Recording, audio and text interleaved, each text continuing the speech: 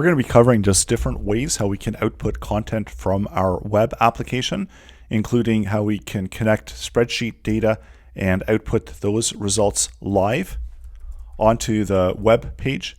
So if anything changes within the spreadsheet, those results as well will be changing. And then also how you can output object data and variable values directly within your app script, writing different scriptlets and having conditions looping through results, having conditional statements, and bringing in object data that you can call to from different functions that you have within your Google Apps script. So connecting the client-side code, which is within the HTML, and rendering it out and adding to it coming from the Google Apps script. So here we have an example of we've set a variable, we're passing that variable into the output object that's being sent and created from a template, and the template is going to be the HTML file that we've got here. And within the HTML file, we've got various examples of templates, how to output content that's contained from the Google Apps script side, and how to work with that data that we're sending. So either we can send in part of the output object as data variables, we can also send in objects, arrays, and all kinds of data from the server side to the client side, as long as we're using the evaluate for the templates.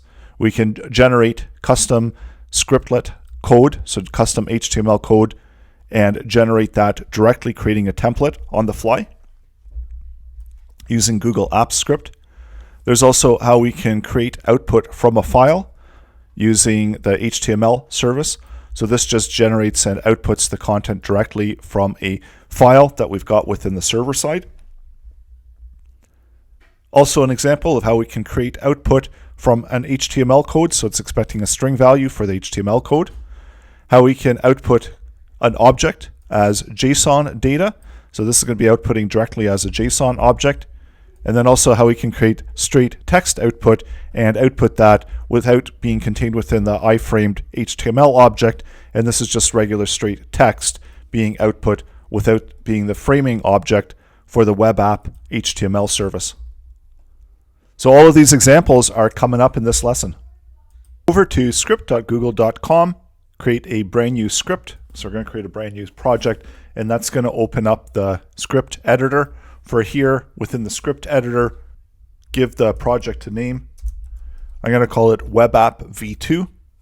And then within the function list, we're going to be using the doGet function, which is the default function for the web app, and it's going to return back content. Let's create some output content that we want to share within the web app. So this is going to be expecting a string value, and we're just going to be using the hello world.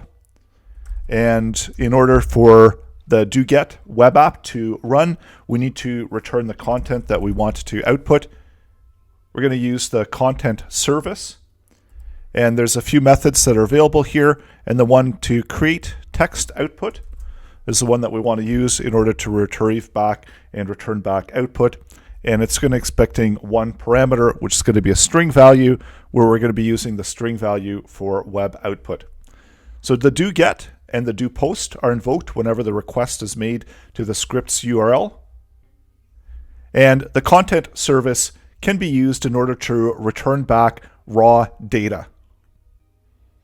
So specifically, if you're deploying your web app and you're returning back JSON content, this is a great way to out that content within the output, just as regular text content output. In order to run the web application, just as you would with any web application, go to deploy, and under the deployment, we're going to run a new deployment. Select the type is going to be a web application. And for the description, we'll call content service test. Set the app to execute as my current Google account, and I'll provide access to anyone that has the web URL in order to access the web application and run the code. There's a few options here. You can select only yourself. So that means that your Google account needs to be logged in order to access the web URL.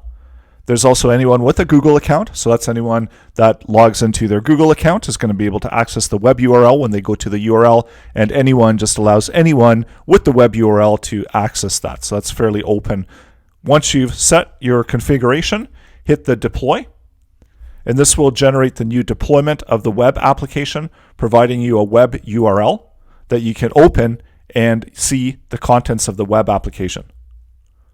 Click the link, and that's going to output the content from the web application.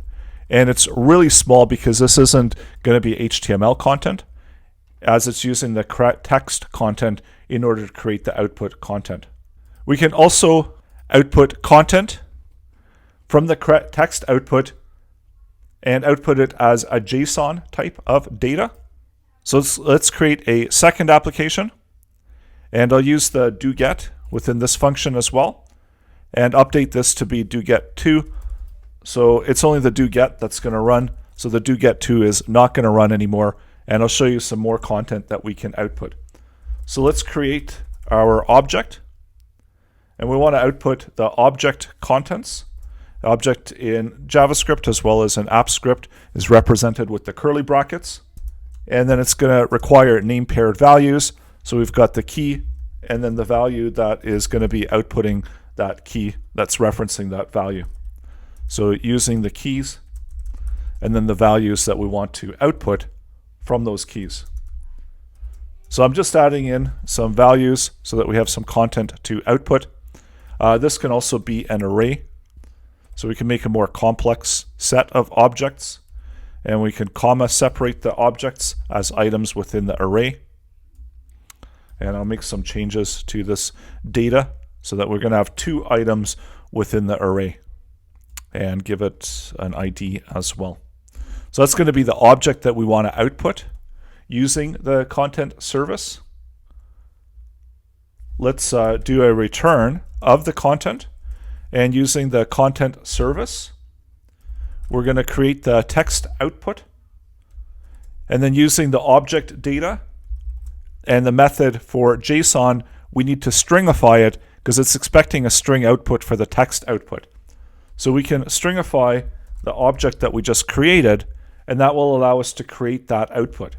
We can also specify the meme type, and in this case we want to set it as JSON data.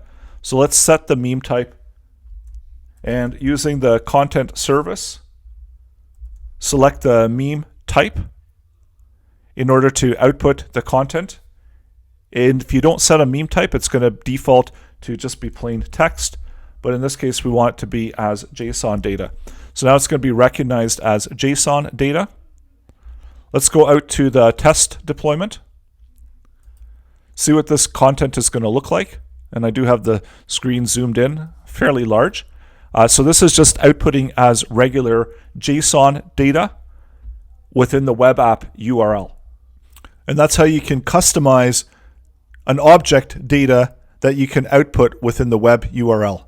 The more flexible type of content to output is going to be using the HTML service. So let's give this one doGet a name of doGet3, so it's not going to run by the default, and create a doGet function that we can return back HTML service from.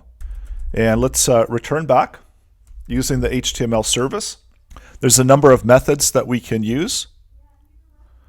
The first one is going to be create HTML output, and this is expecting the one parameter, which is going to be the HTML code that we want to output within the web application.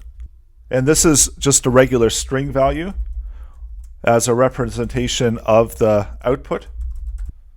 And once you save that, if we go to the development URL and we refresh it, this will now output the content as we've generated it within the HTML.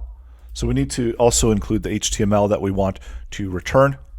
So that's why we were getting a blank output within the dev. So when we refresh it, we're going to see the HTML output.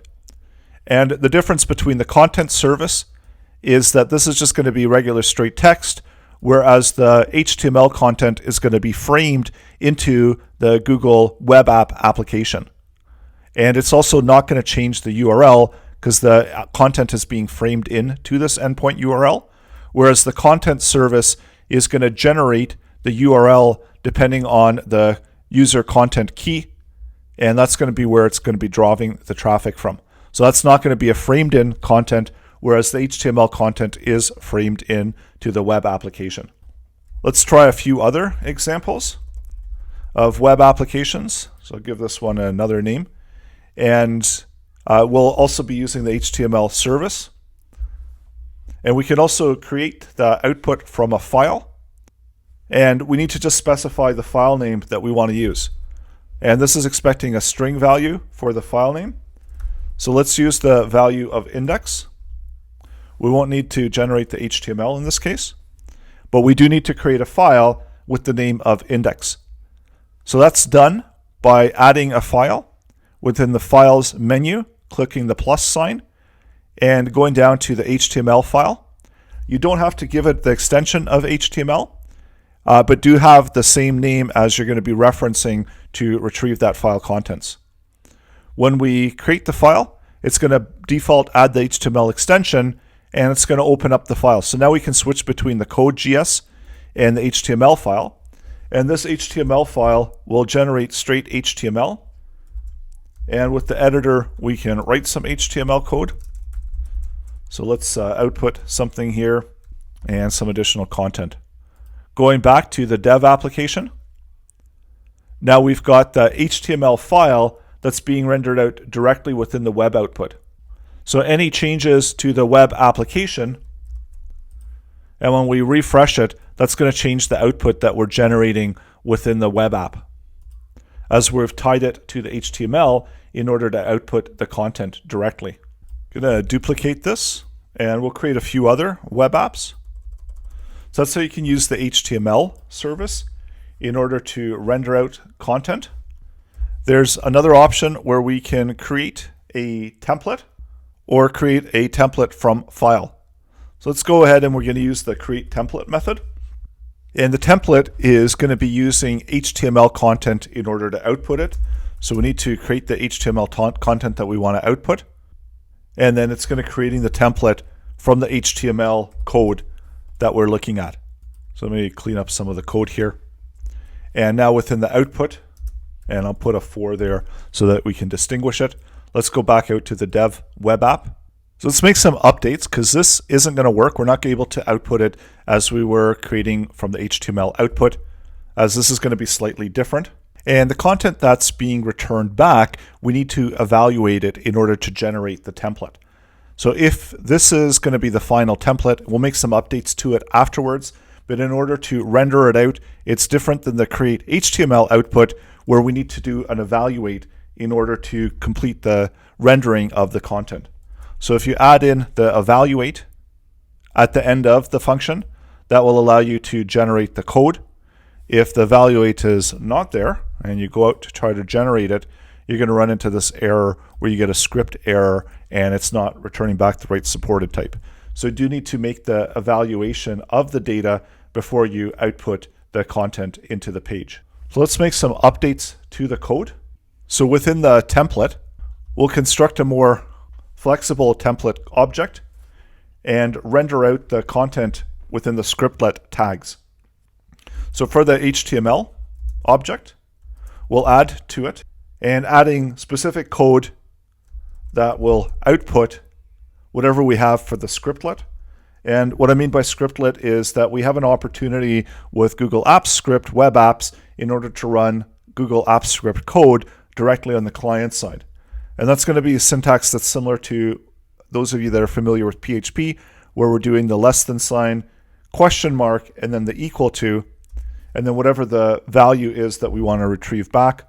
In this case, it's just going to be as val, and then outputting that content within this type of format. So let's add to the HTML object. And first up, we need to generate the output using the HTML service. And then in order to populate the Scriptlet content, we'll do the evaluate. So within the output, we want to send over a value of val. And let's apply a value, and this can just be a string value, and any content we want there to assign to the value of val. So now it's going to be using a variable called val, and within the Scriptlet code, we're going to be rendering that content out, and we're returning back the result of output but we need to evaluate the output in order to return the result. So that retrieves and gets us to get the code that's coming directly from the web app. It allows us to create the template on the fly using the web application. If you don't include the equal sign, it's not going to generate the code, and it's not going to be able to output the result for val. So you can also include some JavaScript code this way within the template.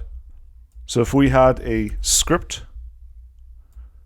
and script, so this is going to run some JavaScript code, and within the script we want to run a function with the result of val. As we're constructing the code, we can include the results for val. So let's write the JavaScript code and the alert. We're just going to have the alert function. And within the alert function, we're going to include the value of val. So save that, go back out and refresh. And this is calling the variable directly from the Google Apps script. So here we can set a value of val and assign a value to it, which is going to be a string value. And you can add this as whatever you want.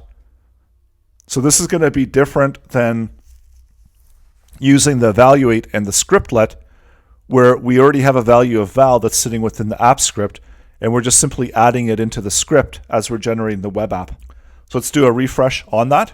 Let's also update the white space, because the white space is important here as we're generating this. And we're using the template literals, so that means that we're breaking out of the lines of code. So let's save it again. And this time we're going to be able to run the content from the variable val and have it within the pop-up output. So there's that content, and that's coming directly from the Google Apps script, which is going to be different than what we're doing with the scriptlet. You can also run the content with the scriptlet as well. So adding in a second alert. And this can then use the value of val. So keeping that between the quotes. And this time we're going to be running this value. So this should be the first pop-up, and then this should be the second pop-up. Let's refresh the page code. So we've got the first pop-up, and then the second one is coming from the scriptlet, where we're doing a create template and evaluating the template content. So there is another alternative as well to create web app outputs, and I'll duplicate another function, and this time we're going to use a file. So much as we did earlier where we generated content from a file, you can also use the evaluate and use the template in order to generate the output from the file. So we had the HTML service, we're creating HTML output directly from the index file. Let's create a second file, and this can be index2. And within index2, the same thing that we did over here where we've got scriptlets that are running, we'll add in the scriptlet code. And from here, we're going to let the template run and retrieve back the data that's coming from the Google Apps script. So for the do-get, we'll create the output using the HTML service, and then create the template from file using the string value of the template that we want to use, which is going to be index2, so you don't need to have the extension. And just as we did over here, where we added in a value for output, we do that, and then we return the output object and we evaluate it so that we can render it and set it within the output. So let's try that, where we refresh the web app, and now we're getting the content generated directly within the scriptlet. So the scriptlet will run and allow us to run app script code where we can get variables, or we can just do regular code that would run on the server side and output the results. So to just do that calculation and return back the results, where we've got 5 plus 5 plus 5, 10. So you can also just run regular code as well. The equal sign allows us within the scriptlet to print the scriptlet content. Without the equal sign, the code will still run, but we're not going to be able to see the result being printed out. So you do need to include the equal sign in the scriptlet in order to output the resulting value. So within the standard scriptlet as well, if we're not outputting and resulting a value, we can write Google Apps Script code, and in this case we'll do a condition, and we're breaking back into the output code, and then for the next bracket we need to break back into the Google script. So essentially it's going to run if true and have the brackets between the two. So this is the same thing as if we're running within the Google Apps Script, where we simply have the condition and the result there. So we have to break in and out of the Google Apps Script code in order to add in the condition. And here we can just go breaking back into the client side, where we can write the result was true.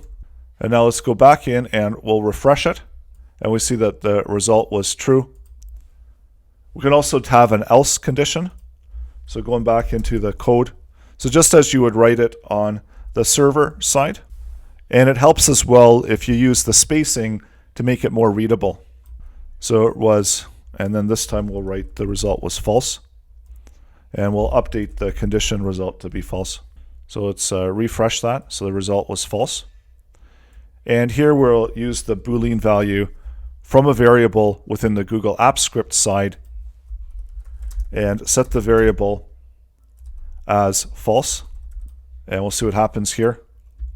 So boo is not defined, and if we do want to send over the Boolean value, we have to add it into the output object. And if we want to pass in an existing variable, we can do it this way, where we have the variable and then we assign the same property name to the variable within the output object and assign the same value to it. And in that case, boo will be defined, and we can adjust the result to be either true or false, and that's coming from the server side within the Google Apps Script. And that can update and change the effects that we're going to be outputting. So you can also do for loops as well, and this you can set up an array within the Google script. So if we had multiple items, and let's say we had an object, and we did have an object that we created here before. So let's loop through this object and we'll get the results being placed within the scriptlet of the function. So we're passing in a value into the my object, and this is going to be an array. So breaking into the code, we can use the value of my object, and then using for each, we can output and select the value of content. And let's break back in to the code. And this one's getting a slightly more complex, where we're going to set the value. So let's do an unordered list within the regular code and close off the unordered list. And then here we'll have a bunch of list items that are going to contain the results of the row value.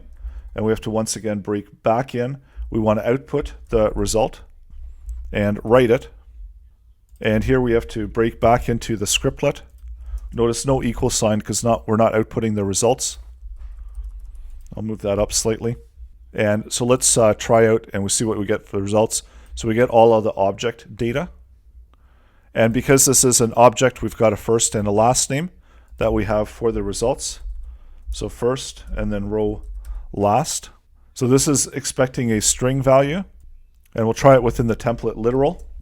And just as you would output the content within your Google Apps Script, you can break out of the scriptlet and output the content within the same format. We can also call functions from the script side of it. So calling functions that we have within the Google Apps Script.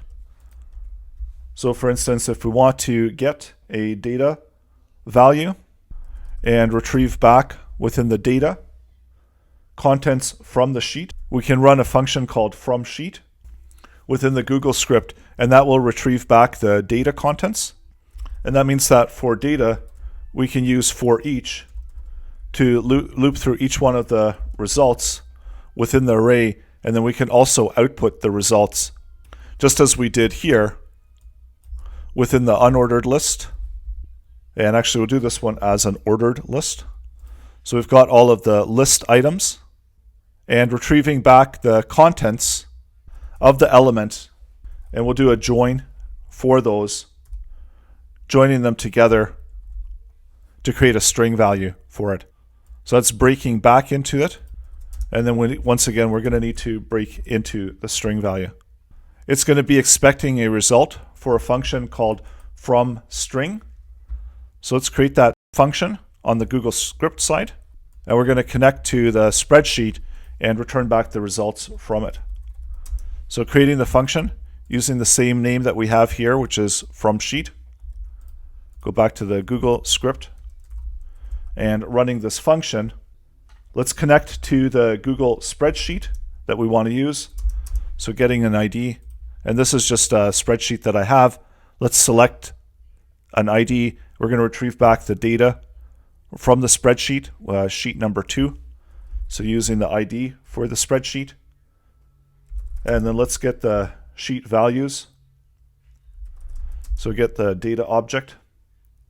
And using the spreadsheet app, open by ID using the ID that we just selected. We're going to get sheet by name. The name of the sheet is going to be sheet 2. I'll double check that. So just sheet number 2. And we're chaining together a bunch of functions. So we want to get the data range. So it's going to select all of the available data. And then we want to get the values back within an array format. And from sheet, we'll just simply do a return of the data result. We're going to have to accept permissions. So you can either run the function within your Google Apps Script editor and accept the permissions that way. Or whenever you load the web application, it's going to ask you to accept the permissions. So let's go back to the web app and we'll see what we've got for the result. Looks like there's an error within the code. So let's double check that. And we do need to break back out of the Google Apps Script. And so that's going to be resulting in loading the data from the spreadsheet. And that's the data from the object, and that's the data from the variable contained within the Google content. So if you make any updates or any changes, and this is automatically being generated from a formula that we created last time.